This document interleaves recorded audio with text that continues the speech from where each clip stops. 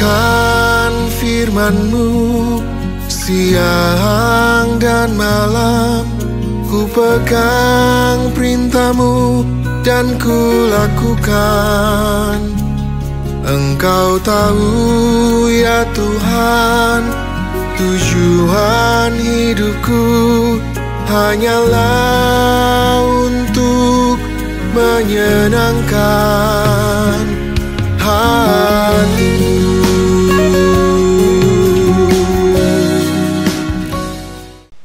Ibu Bapak, kembali lagi kita berjumpa di dalam renungan yang mengingatkan. Di pagi hari yang begitu indah, kita telah diberkati oleh Tuhan dalam istirahat. Dan ketika kita membaca dan merenungkan firman Tuhan dari Efesus pasal 2, 11-18, kita merenungkan dengan tema rubuhkan tembok pemisah. Zaman sekarang kembali lagi istilah gereja cair atau gereja liquid dipakai dalam masa-masa pandemik ini. Kita membantu baik itu orang lain, bukan hanya warga gereja sendiri.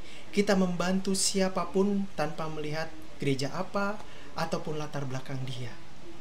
Dan ketika kita membaca dari kitab Efesus, orang Yahudi dan non-Yahudi ini mengalami dua kelompok yang sepertinya bertentangan, antara yang bersunat Yahudi dan yang tidak bersunat. Ketika Yesus Kristus hadir, Paulus mau mengatakan bahwa sudah dipersatukan, tidak ada lagi kedua kelompok ini. Keduanya telah dipersatukan dan Yesus Kristus merubuhkan tembok pemisah di dalam sebuah jemaat. Tidak mungkin Bapak Ibu, jika satu jemaat seperti contoh di Efesus, tetapi ada dua kelompok atau dua rasa, tentu ini dapat membuat kesatuan hati mereka itu menjadi tidak utuh.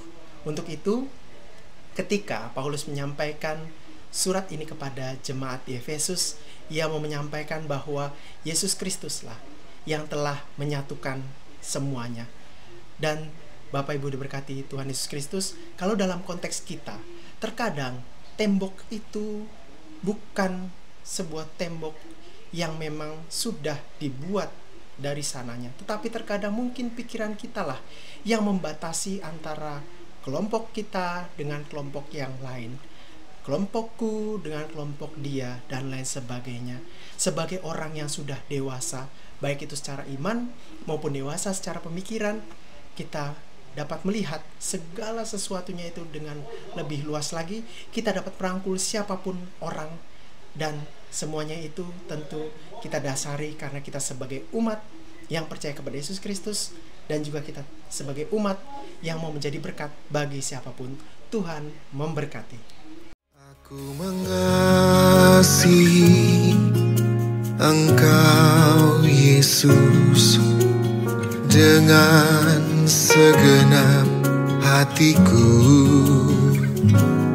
Aku mengasihi Engkau Yesus dengan segenap jiwaku. Ku renungkan